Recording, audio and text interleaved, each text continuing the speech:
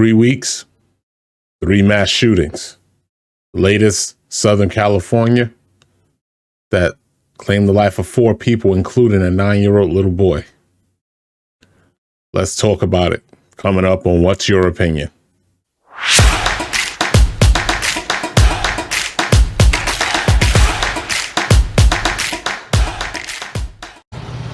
This morning, officials say the accused shooter, 44-year-old Aminadab Gaxiola Gonzalez, is in critical but stable condition. You got the guy right there. This photo from surveillance video inside one of the offices shows the suspect armed with a handgun and wearing a black backpack and black bandana.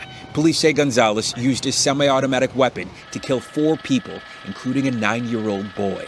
The child died in the arms of a woman who was also shot but survived. I'm here to make something very, very clear. Mr. Gonzalez is eligible for the death penalty. This is a special circumstances case. There were multiple victims. It just does not make sense. I mean, it's like wake me up from this nightmare. Alex Torres is the co-owner of Unified Homes, the real estate company targeted by a mass shooter earlier this week.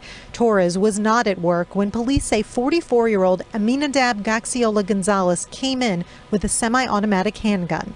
But his friends and co-workers were. Several of them did not survive. A GoFundMe page set up for the victims include a picture of Unified Homes co-owner Luis Tovar and his daughter Genevieve Regosa, as well as Leticia Solis and 9-year-old Matthew Farias.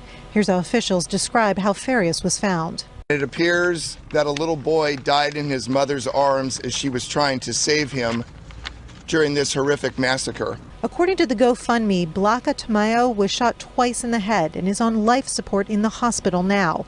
What's still not clear is why any of the 5 were shot.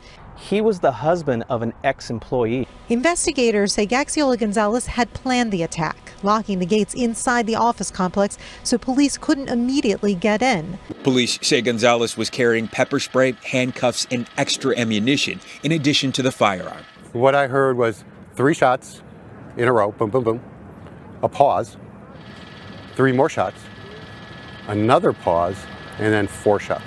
The mass shooting in Orange is the nation's 3rd in 3 weeks. Authorities have yet to release the names of the deceased, but Luis Tovar Jr. told NBC Los Angeles his parents and half-brother were among the victims. She was super loving, very loving mom, and same with my dad. He was a hardworking guy, always put his family first. I think we all need to take a minute and just realize how serious this problem has become in this country. Mass shootings. I mean, it's just sad to say how common it's become. Doesn't matter where you are, doesn't matter your ethnicity, doesn't matter anything. It could happen at any time and anywhere. And for me, that's a scary place to live. That's a scary reality. What do? We changed gun laws. Okay. That would help toward the problem.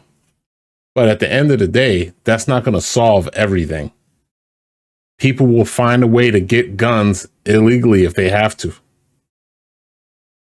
My thing is that people have just lost their humanity, their value for life. And this cannot be a coincidence that this happens so much that whatever a person's mental ability is, or weakness, they resort to this same tactic. In Atlanta, Colorado, now here. It's not a coincidence. And this particular guy took a bicycle chain and locked the gate so that his victims could not get out. Could not get out.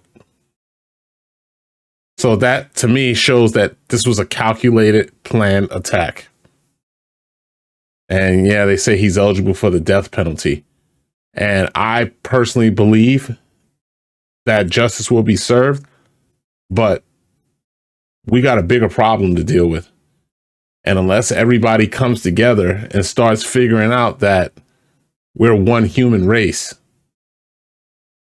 this doesn't need to happen as much as it does. And I say this, he had a semi-automatic pistol, he had ammunition, he had handcuffs, he had pepper spray. Whatever war is going on in this guy's head, our American cities are not the battlefield. Every loss of life in this situation and all the other mass shooters are tragic and they're senseless. But in this particular one, you have a 9-year-old boy who some say passed away in the arms of his mother, who was also shot. I don't know where we go from here. It's just more of the same thing. And the more it happens, the less sense it makes.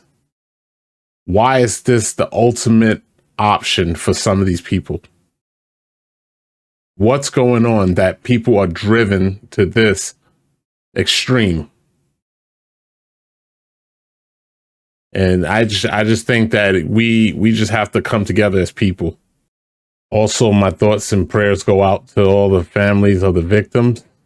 You know, that I pray that they get strength to get through this somehow. And able to have prosperous lives. But this is a traumatic event that should have never happened. And unfortunately, there's yet another case of this that we have to deal with. We're going to talk about this in the comments. Before we go, if you haven't already, please make sure you subscribe to the channel, give the video a like, turn on notifications so you don't miss a video. And we will see you on the next episode of What's Your Opinion?